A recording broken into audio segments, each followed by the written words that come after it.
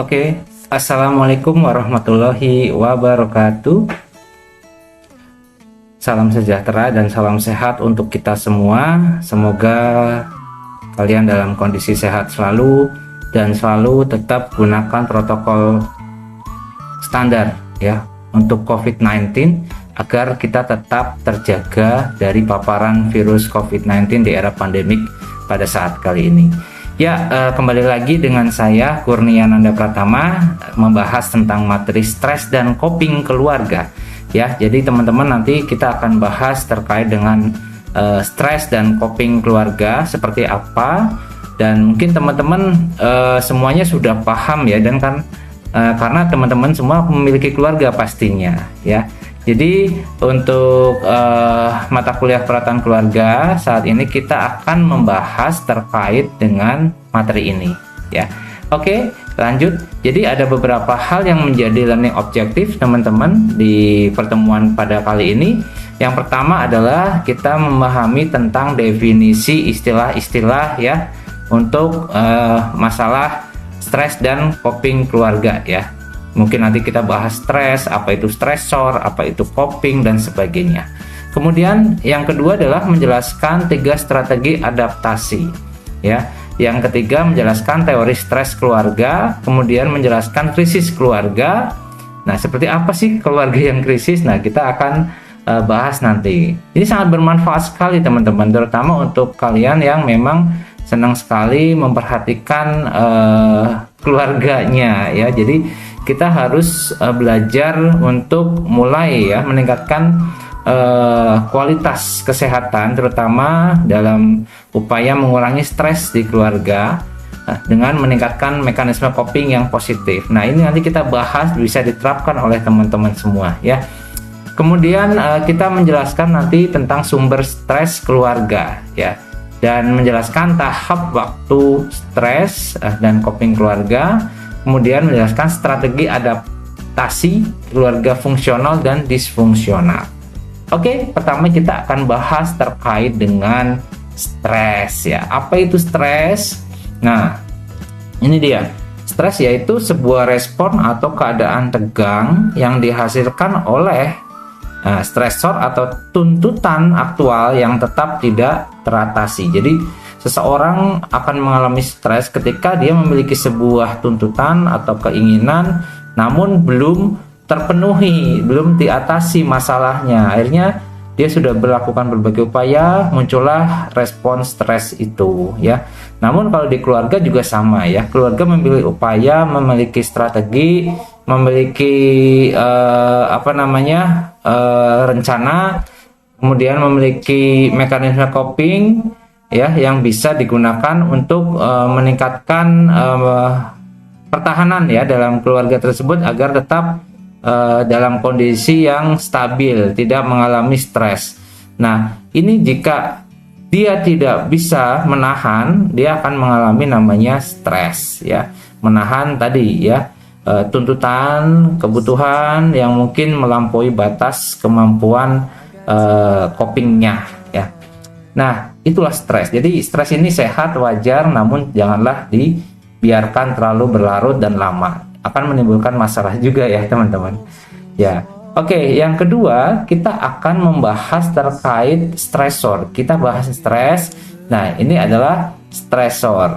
Apa sih stresor? Nah, stresor adalah agen presipitasi stres yang memunculkan perubahan-perubahan dalam sistem keluarga. Ya, presipitasi ini apa? Yaitu pencetus. Nah, contoh nih, misal ada salah satu keluarga ya yang mungkin dia mengalami stres karena pencetusnya adalah masalah perkawinannya ya, atau hubungan perkawinan orang tuanya yang sedang mengalami masalah misalkan. Nah, ujuk-ujuk ya. Jadi tiba-tiba ada yang mungkin perawat melakukan pengkajian ya, dia menanyakan tentang hubungan suami istrinya bagaimana, padahal lagi ada masalah di situ. Nah, akhirnya muncul nih misalkan pertanyaan gini, berapa lama ya pernikahan berlangsung, dari saat menikah sampai sekarang, punya anak dan sebagainya. Bagaimana perasaannya saat ini melalui atau sedang menghadapi di tahap perkembangan ini gitu ya.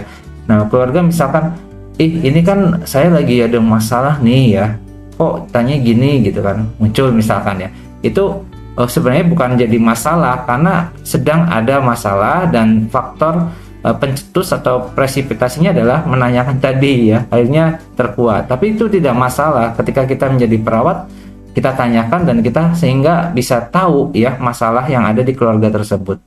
Nah, ketika muncul presipitasinya, keluarganya akan menjawab seperti ini. Oh iya Mbak, sebenarnya saya kesel banget sama suami saya misalkan ya, atau istri saya.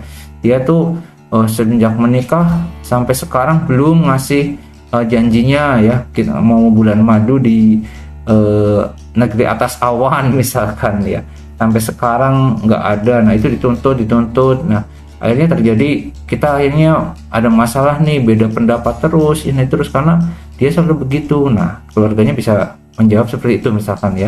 Akhirnya kan muncul kan, oh ini ternyata stresornya nih, karena saat menikah sudah menjanjikan bulan madu di negeri atas awan, ternyata tidak dikabulkan ya, tidak dilaksanakan janjinya. Akhirnya muncul masalah-masalah, dan masalah itu berkembang. Sebenarnya masalahnya itu sepele ya, tapi bisa mengembang jadi masalah yang besar sampai dengan bisa jadi masalah perceraian. Nah, itu sebenarnya kita bisa mengatasi dengan mengelola coping yang baik ya dalam keluarga. Nah, ngomong coping yang baik, kita harus tahu ya istilah terkait dengan coping. Nah, coping itu apa ya? Ini menurut Lazarus ya dan Friedman, coping itu adalah upaya memecahkan masalah oleh individu sebagai respon terhadap ketegangan hidup untuk mengendalikan stres emosional. Jadi coping ini merupakan sebuah mekanisme untuk mengatasi perubahan yang dihadapi atau beban yang diterima tubuh ya, dan beban tersebut menimbulkan respon tubuh yang sifatnya non spesifik, yaitu stres. Nah, apabila mekanisme coping ini berhasil, maka seseorang dapat beradaptasi terhadap sebuah perubahan yang terjadi pada dirinya atau keluarganya. Nah, seperti itu teman-teman. Nah, untuk coping ini kita juga harus tahu terkait dengan mekanisme copingnya ya. Ya, mekanisme coping itu merupakan sebuah cara yang dilakukan individu dalam menyelesaikan masalah ya. Dan dia bisa menyesuaikan diri dengan sebuah perubahan respon terhadap situasi yang mungkin mengancam atau membuat dia menjadi muncul stres tersebut. Nah, begitu ya. Jadi ada coping, ada muncul mekanisme coping. Nah, kemudian setelah coping kita harus tahu terkait dengan istilah adaptasi ya. Apa sih adaptasi itu? Nah, ini dia. Adaptasi merupakan sebuah proses pengelolaan terhadap perubahan ya, terkait dengan dampak yang dihasilkan itu bisa menjadi positif atau negatif, yang bisa mempengaruhi peningkatan atau penurunan kesehatan dan keadaan sejahtera keluarga. Nah, ini ya, jadi adaptasi ini memang cukup penting ya. Nah, adaptasi itu biasanya seperti halnya ketika kita sedang berada di tempat yang baru, kita mengenal siapa yang baru, mulai mempelajari, nah sehingga bisa mengikuti alurnya, itu adaptasi ya. Nah, namun di sini yaitu sebuah proses di mana ya dimensi fisiologis dan psikososial itu berubah dalam berespon terhadap stres. Nah, adaptasi ini melibatkan pertama bisa refleks, mekanisme otomatis untuk perlindungan, mekanisme coping, dan idealnya dapat mengarah pada penyesuaian dan penguasaan ya. Nah, ini ada sumber dari kalau nggak salah Manson ya 92. Nih, adaptasi ini bisa terjadi jika individu atau keluarga berhasil menetralisir stres melalui perubahan tingkah laku dan proses berpikir sehingga dia kembali berfungsi sebagai individu yang utuh. Nah, itu adaptasi ya. Jadi bisa memposisikan kembali. Nah, kita untuk beradaptasi perlu strategi, teman-teman. Dalam keluarga pun juga ada ya strategi dalam melakukan adaptasi ya. Nah, adaptasi ini memiliki 3 strategi ya. Pertama, ada namanya mekanisme pertahanan, yaitu proses pembelajaran kebiasaan sehingga dapat berespon. Nah, ini tujuannya untuk menjauhi dari masalah-masalah yang digunakan jika tidak ada penyelesaian yang jelas dalam keluarga ya, yang bisa menyebabkan disfungsional. Nah, pertahanan ini berarti bagaimana caranya satu keluarga ini bisa survive ya, mempertahankan kondisi di mana saat dia terjadi adanya masalah yang mungkin berat ya.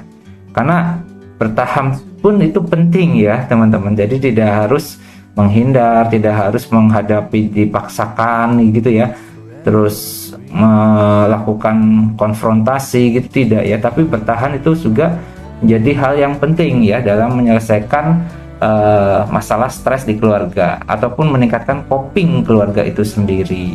Nah, yang kedua ada terkait dengan strategi coping, itu usaha penyelesaian masalah dengan teknik yang positif ya. Jadi strategi coping ini hal yang baik menurut saya ya, dan menurut teori ini. Karena apa? Karena dia bersikap lebih ke arah hal-hal yang baik ya, ke arah positif, dia proaktif serta bisa menemukan suatu solusi masalah yang bisa membantu keluarga itu kembali ke tadi level adaptasi. Nah, ini disesuaikan untuk memecahkan masalah yang dihadapi oleh individu ataupun keluarga. Jadi yang kedua ini juga cukup baik ya dalam menghadapi bagaimana si keluarga ini bisa beradaptasi setelah munculnya sebuah masalah atau stres yang diakibatkan dari munculnya stressor tadi, sehingga dia harus menghadapinya dengan teknik seperti yang tadi saya sampaikan ya, dari 3 strategi adaptasi ya, bertahan, yang kedua dengan coping, dan yang ketiga dengan penguasaan. Nah, penguasaan ini teman-teman, jadi bagaimana cara keluarga itu melakukan adaptasi ya dengan berbagai usaha ya. Jadi usaha yang dilakukan untuk meningkatkan coping ya, pertahanannya dia secara efektif, sehingga dapat diterapkan dengan semaksimal mungkin, dan ini merupakan strategi yang paling baik dari 3 strategi adaptasi tadi. Nah, itu ya. Jadi kita membantu keluarga ketika ada masalah stres dan coping ya, kita kembalikan lagi ya bagaimana si keluarga ini berespon, beradaptasi, mengembalikan kepercayaan diri keluarganya dengan tujuan untuk meningkatkan mekanisme coping adaptasi keluarga dalam menghadapi stres. Nah, kemudian kita bisa melihat ya akibatnya ketika si keluarga ini terus terjadi masalah atau stres yang tidak berujung, dan efeknya salah satunya adalah terjadi krisis keluarga. Nah, krisis keluarga ini apa? Ini dia ya. Jadi suatu kondisi kacau, tidak teratur secara terus-menerus dalam kehidupan keluarga yang penuh dengan stres atau dengan rentetan sebuah kejadian yang segitu menuntut sumber-sumber keluarga tetap tanpa ada penyelesaian masalah. Nah, jadi krisis keluarga ini memang sudah mengarah bagaimana keluarga ini sudah saturasi ya, mulai saturasi, mulai jenuh, mulai mengarah ke respon maladaptif ya. Jadi banyak ya sebenarnya sumber dari stresor keluarga yang bisa menyebabkan krisis keluarga ya. Biasanya masalah-masalahnya antara lain seperti masalah perkawinan ya, kemudian masalah hubungan interpersonal, keuangan, perkembangan, pekerjaan, penyakit. Nah, itu yang bisa muncul ya, yang menyebabkan bisa sampai dengan krisis keluarga. Misalnya di perkawinan, masalah yang sering terjadi dalam keluarga adalah ada perceraian atau perpisahan, kemudian kematian dari salah satu pasangan. Nah, itu di perkawinan ya. Dan kemudian untuk masalah misalkan orang tua ya, problem orang tua. Misalnya di dalam problem orang tua itu adanya kenakalan anak. Nah, kemudian hubungan yang tidak baik dengan mertua. Nah, jadi saran saya mending ketika besok sudah membentuk keluarga baru, segeralah ya untuk beradaptasi menjadi keluarga yang bisa mandiri, yaitu pisah mertua dan orang tua. Nah, saya bisa berkata ini saya sudah praktekkan itu ya. Jadi teman-teman yang belum menikah segera praktekkan yang saya coba terapkan. Memang tantangannya berat, beradaptasinya juga luar biasa. Tapi itu bisa membantu kita untuk meningkatkan mekanisme coping dalam keluarga yang kita bina bersama. Itu dia ya. Kemudian yang hubungan interpersonal ya, misalkan ada masalah konflik dengan kekasih ya, mungkin ada antara atasan dan bawahan. Nah, yaitu misalkan kita di posisi anak ya, bawahan, orang tua di posisi atasan. Nah, itu ada masalah konflik. Nah, itu terkait dengan hubungan interpersonal di keluarga. Kemudian ada lagi ya terkait dengan yang menyebabkan krisis keluarga ini, sumber stresnya karena lingkungan hidup ya.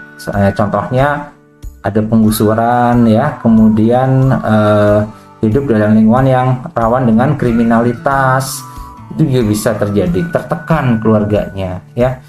Kemudian ada masalah keuangan, ini masalah yang klasik sekali teman-teman ya. Misalkan keluarga ini keluarga yang terlilit utang ya, bangkrut usahanya, dan misalkan terkait dengan warisan. Nah, ini sangat mengerikan ya. Ada beberapa keluarga yang sampai dengan krisis keluarga, dia membawa-bawa hal yang tidak nalar ya untuk mendapatkan bagian warisannya sehingga dia bisa lebih dapat banyak. Nah, jangan sampai ditiru hal itu ya. Karena warisan memang sudah diatur, di agama pun diatur. Jadi kita tidak usah stres, tidak usah sampai krisis keluarga gara-gara masalah keuangan, khususnya warisan ya. Nah, oke. Kemudian ada lagi teman-teman terkait dengan hukum. Biasanya kalau hukum ini dia ada masalahnya, keluarga ini salah satu anggotanya misalkan di penjara. Kemudian ada terkait dengan tuntutan hukum atau masalah kriminal ya. Hingga anggota keluarga lain akan mengalami sebuah stres dan akhirnya muncul krisis keluarga ini. Nah, kemudian ada lagi terkait dengan perkembangan ya, perkembangan dari masa remaja, masa dewasa, menopause. Nah, keluarga ini belum tahu tahap perkembangan keluarga di mana ya. Dia tidak tahu tugas perkembangan keluarga. Dia tidak tahu harus seperti apa. Dia mungkin setelah masa menopause dia merasa harga diri rendah karena tidak bisa melakukan aktivitas atau pasca pensiun. Nah, itu perlu sekali namanya sentuhan dari perawat keluarga. Nah, kemudian ada masalah penyakit fisik atau cedera ya misalkan. Nah, biasanya ini terjadi masalah kecelakaan, operasi atau pembedahan, tindakan pembedahan. Misal nih dari satu keluarga, kepala keluarganya yang sering mencari nafkah mengalami cedera ya, entah itu kecelakaan, entah itu karena kesleo, sehingga tidak dapat beraktivitas seperti biasa, dan income dalam keluarga tersebut mengalami penurunan. Akhirnya terjadi stres, kebutuhan banyak, tuntutan banyak, setoran banyak, listrik, PDAM, restoran, utang, setoran apalagi ya, sekolah anak dan sebagainya, stres. Akhirnya terjadi krisis keluarga. Nah, kemudian ada lagi masalah pekerjaan. Nah, pekerjaan ini biasanya hubungannya dengan pekerjaan yang terlalu banyak atau kehilangan pekerjaan ya, atau dia mengalami di masa pensiun. Nah, ini mengalami krisis keluarga bila dia tidak bisa beradaptasi dengan baik, ya. Jadi krisis ini sumbernya dari si keluarga ini tidak bisa menghadapi atau mengatasi realita yang dihadapinya, ya. Jadi ini krisis keluarga. Kemudian ada krisis perkembangan, ya, yaitu maturasional. Nah, ini itu krisis yang berasal dari pengalaman stresor yang dialami keluarga dalam proses pertumbuhan psikososial dari anggota keluarga pada setiap tahap kehidupan normal. Nah, kemudian ada lagi yang kedua, krisis situasional. Nah, di mana kejadian secara umum dan normal yang tidak diharapkan, ya tadi ya, seperti kematian, kesakitan. Nah, ini situasional. Jadi ada maturasional, ada krisis situasional. Situasional ya sesuai kondisi yang memang dihadapi, yang tidak direncanakan, yang tidak dibayangkan, ya. Kalau untuk maturasional, ya, ini biasanya terkait dengan pertumbuhan psikososial, ya, entah itu tumbuh kembang tadi ya yang saya sampaikan. Oke, kemudian berikutnya adalah kita belajar tentang teori stres, ya, menurut Hill, Dr. Hill. Ini dia. Jadi stresor keluarga ini, ya, itu diakibatkan muncul karena dari sumber ini berhubungan dengan sumber coping, ya. Yang sumber copingnya dia baik tidak akan berpengaruh, saling mempengaruhi antara presipitasi tadi ya, stresor keluarga dengan sumber coping. Misalnya ketika ada keluarga yang mengalami stres, ya, dia akan misalkan nih dia terlilit hutang, ya, stresnya. Nah, kemudian stresornya si penagih hutang datang, ya, karena jatuh tempo. Nah, sumber copingnya dia akan mencari alternatif atau sumber lain untuk bisa membayar cicilan tersebut, entah utang lagi, entah dia mengambil tabungan, entah dia beralasan, entah dia kabur. Nah, ini hingga saling berhubungan, ya. Nah, kemudian di sini antara sumber coping, ya, dengan persepsi stresor juga saling keterkaitan.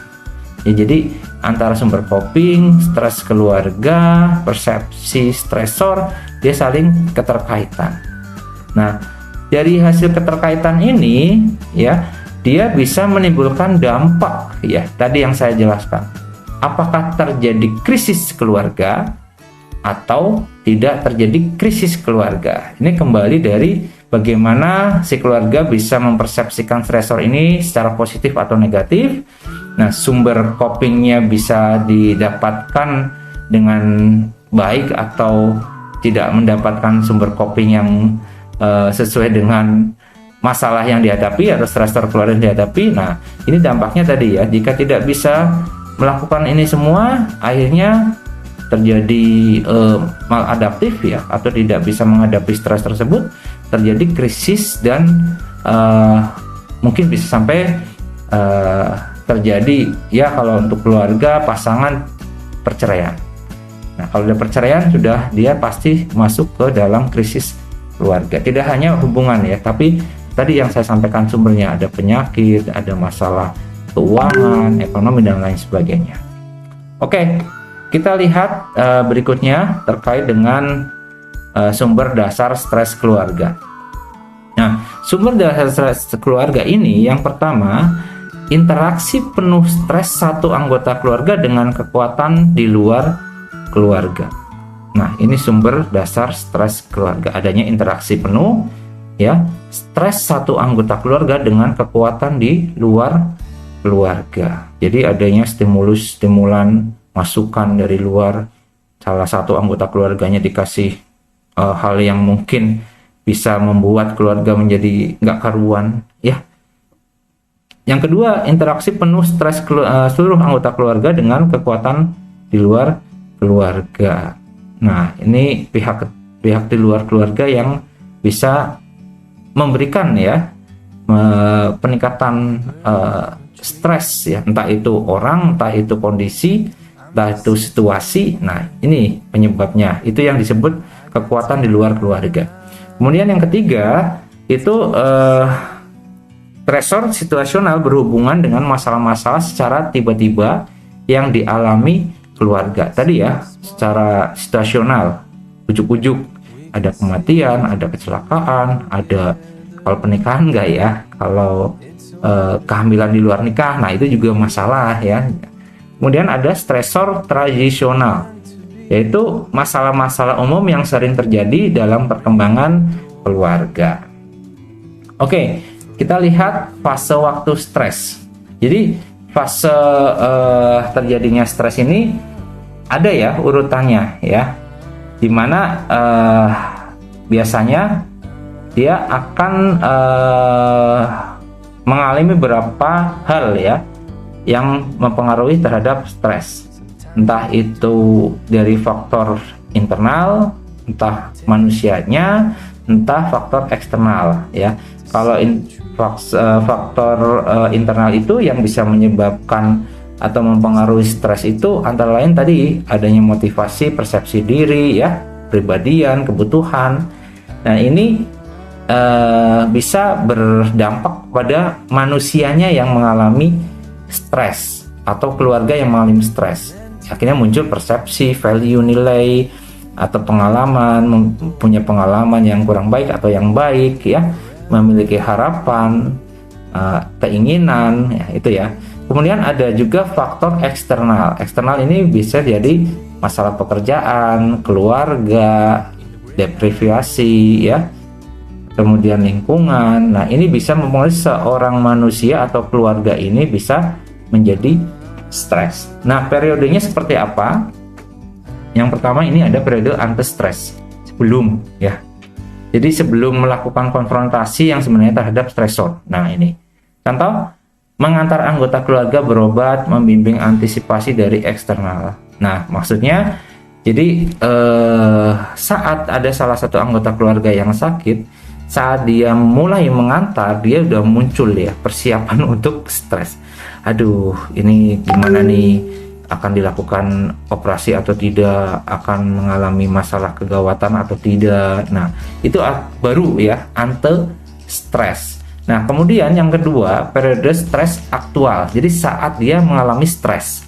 Nah, respon ini digunakan sebagai strategi untuk membantu dalam masa-masa penuh stres. Jadi saat mengalami stres itu muncul respon-respon yang datangnya dari keluarga guna memiliki sumber untuk mengatasi stres dan stresor. Ya, jadi saat dia mengalami stresor ya mungkin entah itu ngeblank pikiran, nggak tahu harus bagaimana, dia down psikologinya, dia mulai mengarah ke arah kekhawatiran, sudah apa ya, lost energy gitu ya, bingung, confused, dia seperti wandering ya, mondar-mandir. Nah, itulah sudah menghadapi aktual stres. Nah, mungkin saat tadi ya mengantar anggota keluarganya, terus dia pas lagi menunggu keputusan diagnosa apa intervensi, dia mondar-mandir ya. Dan saat pasca stres, di mana individu atau keluarga ini ya itu stresnya udah akut ya, periodenya akut, atau pasca trauma. Nah, ini jadi udah dilewati nih tadi ya, yang wondering, yang cemas, yang bingung ya.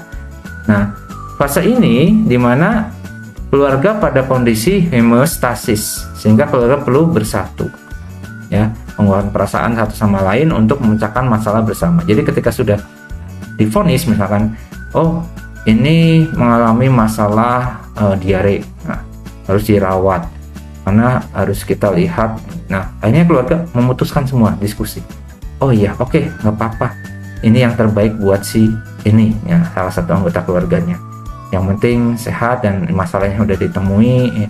Oke, kita berdoa semua agar cepat sembuh, cepat teratasi, cepat pulang lagi. Nah gitu ya, jadi gambarnya saat tadi awal nganter, kemudian saat menunggu, saat mengalami di fase itu ya stresnya, aktual stres, kemudian di pasca stresnya ya pasca trauma dari kondisi stres tadi ya, bisa mengambil keputusan sekarang lebih tenang. Nah, ini periode pasca stres. Kemudian ada dampak stresor. Nah, ini dampak stresor tergantung pada kualitas dan kuantitas stresor yang dimiliki oleh individu. Nah, menurut Holmes dan Rahe itu membuat skala dari kejadian hidup yang dapat menimbulkan stres. Nah, ini ya ada urutan yang paling membuat stres, yaitu Family Inventory of Life Event and Change File. Ini ada di bukunya Friedman, teman-teman. Ya, ini jadi dampak stresor ini ya tergantung dari bagaimana kuantitas stresornya ya, yang mungkin besar atau tidak, tingkatannya cukup tinggi atau rendah ya, sehingga dia bisa menghadapinya dengan seperti halnya masalah yang besar. Dia sudah mengalami masalah yang besar, lebih besar dari yang dihadapi saat ini, dia bisa menghadapinya. Namun jika dia belum pernah mengalami masalah yang mungkin lebih besar dari yang pernah riwayat dia saat sebelumnya menghadapi masalah yang di bawah masalah saat ini ya, intinya dulu masalahnya kecil, sekarang masalahnya besar, mungkin dia akan menjadi traumatik terhadap dampak dari stres yang dihadapi.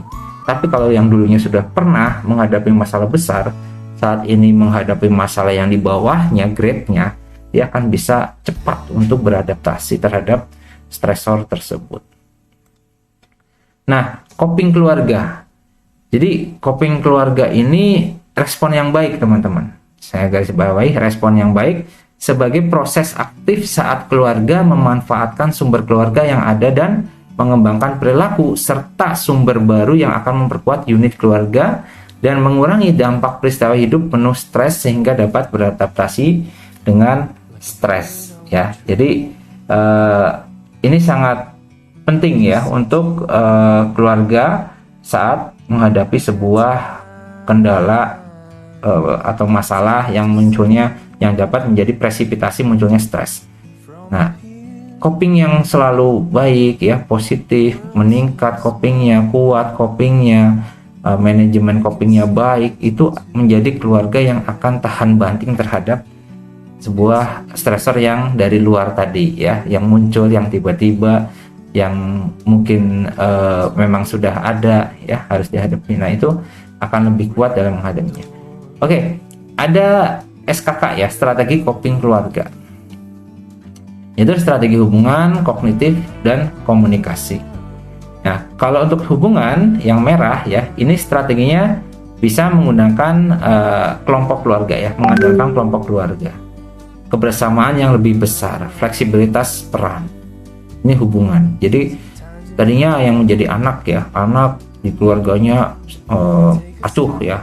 Ketika dia keluar ada masalah di sana, ketangkep atau ketilang atau kenapa gitu ya, dia akan pasti kembali lagi menggunakan strategi hubungan, kembali ke keluarga, hubungi teman, orang tuanya, hubungi kakaknya, ini saya ada masalah bagaimana, harus jaminan, harus tanda tangan orang tua dan sebagainya. Nah, ini ya strategi hubungan. Kemudian ada strategi kognitif. Nah, antara lain normalisasi keadaan, pemecahan masalah secara bersama, mendapatkan informasi dan pengetahuan, pengendalian makna masalah.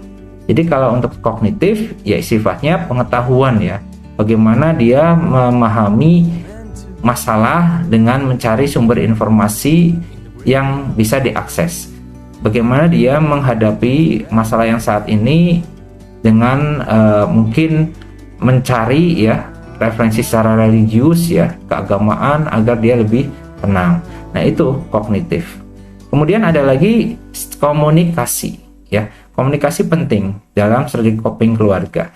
Yang pertama ada terbuka dan jujur, terus menggunakan humor dan tawa. Nah, makanya penting kalau serius terus dalam keluarga, dia bisa menjadi copingnya semakin kurang baik, ke arah negatif. Nah, jadi ini ya ada beberapa SKK.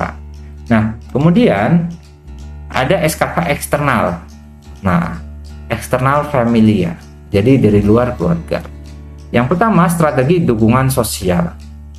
Sosial ini penting teman-teman untuk peningkatan coping keluarga ya, strategi coping keluarga.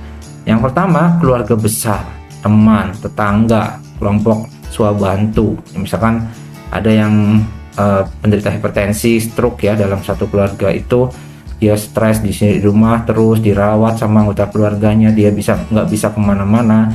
Nah, setelah digabungkan dengan kelompok swabantu, misalkan swabantu hipertensi, swabantu diabetes yang mengalami masalah dan situasi dan rasa yang sama, dia akan menjadi bangkit lagi, semangat lagi, sehingga ketika kembali ke keluarganya dia akan merasa seperti halnya sudah kembali ke kebiasaan hidup yang sebelumnya, sebelum mengalami sakit tadi. Nah, ini penting, makanya kelompok swabantu ya. Kemudian ada dukungan sosial formal. Nah, kemudian ada strategi spiritual, teman-teman. Yang pertama, mencari bantuan rohaniawan. Lebih terlibat dalam aktivitas keagamaan, pengajian dan sebagainya ya. Memiliki keyakinan terhadap Tuhan Yang Maha Esa, berdoa, mencari pembaruan dan berkaitan dalam hubungan yang erat dalam alam, dengan alam ya. Jadi ini strategi coping keluarga yang dari luar keluarga ya. Tapi yang sering digunakan biasanya adalah ini. Semuanya digunakan ya pasti, tapi yang sering adalah ketika sudah mentok, ini akan mengambil strategi spiritual. Ya Allah, aku pasrah, aku serahkan padamu, keluargaku ini mau gimana, mau seperti apa, kakak adik semuanya pada berselisih demi warisan, orang tua entah kemana ini. Nah, itu akan kembali lagi ya dengan strategi spiritual. Nah, kemudian ada namanya strategi coping disfungsional. Nah, strategi coping yang maladaptif ini ya. Jadi ketika seseorang atau keluarga itu menghadapi masalah, dia akan bisa melakukan penyangkalan terhadap masalah atau eksploitasi terhadap satu anggota keluarga atau lebih, mengkambing hitamkan, membuat suasana lebih keruh, membuat masalahnya menjadi tambah besar ya. Kemudian pengennya ini udah tinggalin aja, udah nggak urusan. Nah, itu ya. Jadi ada sampai dengan muncul kekerasan, banting, piring berterbangan ya, kayak alien ya, piring terbang. Nah, itu kalau dia menggunakan strategi copingnya disfungsional. Nah, ini yang terjadi karena strategi yang baik tidak dipakai. Akibatnya apa? Krisis keluarga tadi ya. Jadi belum apa-apa, hanya masalah sepele. Misalkan suami pulang tidak dibikin secangkir kopi ya. Nah, lagunya siapa itu ya? Kalau ada makanan di meja, nah itu ya. Itu boro-boro dikasih air putih atau kopi. Nah, disambut aja enggak. Nah, ini suaminya marah. Tapi menggunakan strategi kopinya yang disfungsional. Akhirnya dia ngamuk-ngamuk, banting motornya, banting kepalanya. Nanti kepala jadi sakit. Tapi ngamuk gitu ya, sampai dengan perilaku kekerasan, mukul. Nah, itu sudah kurang baik. Itu strategi yang maladaptif. Nah, yang baik apa? Ya, yang adaptif ya. Nah, kita lihat nih penyangkalan terhadap masalah atau eksploitasi terhadap satu anggota keluarga atau lebih. Nah, penyangkalan eksploitasi itu biasanya yang tadi saya sampaikan ya, ada mengkambing hitamkan.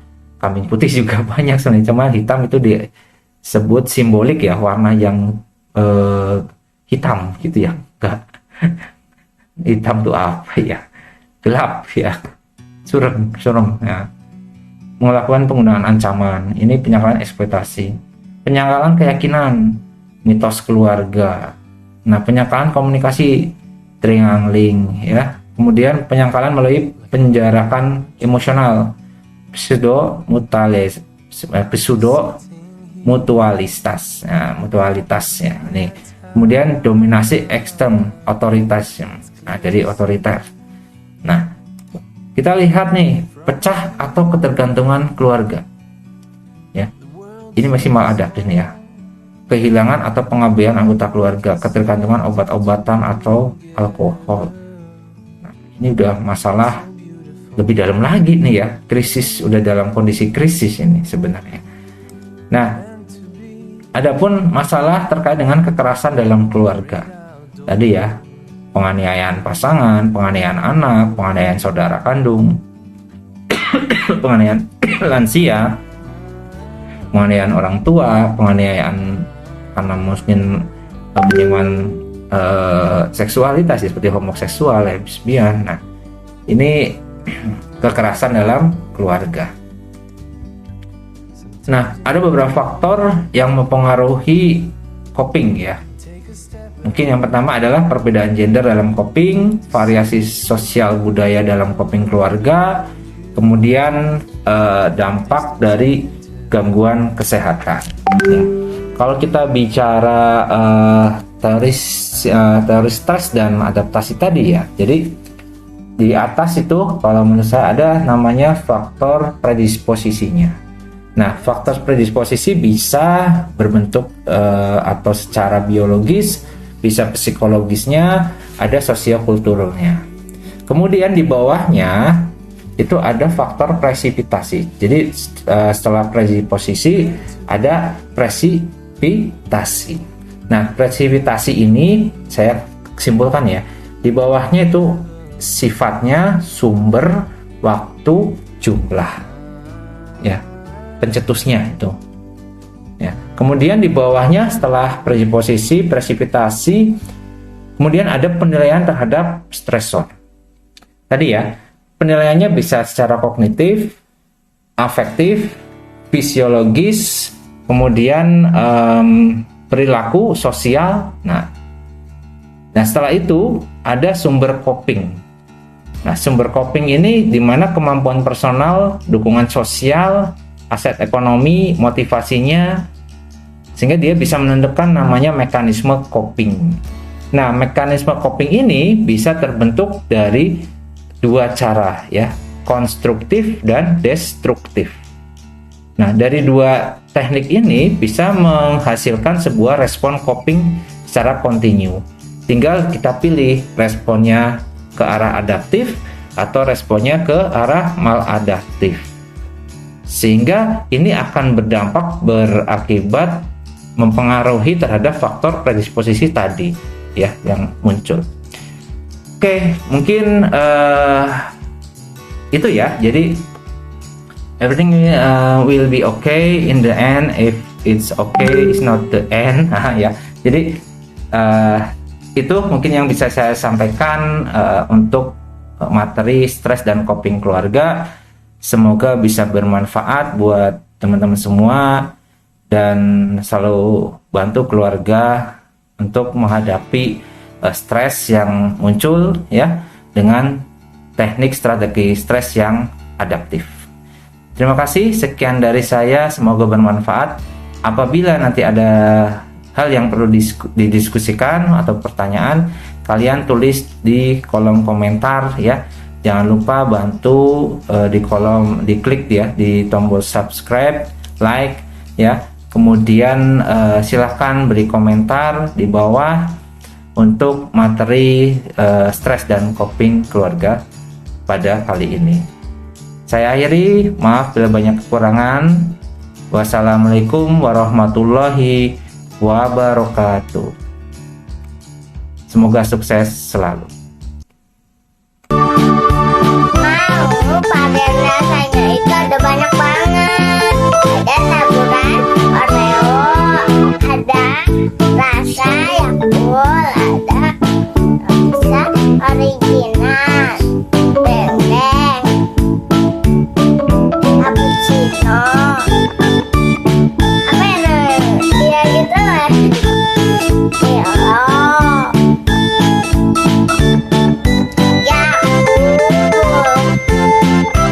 Semuanya banyaknya, tapi aku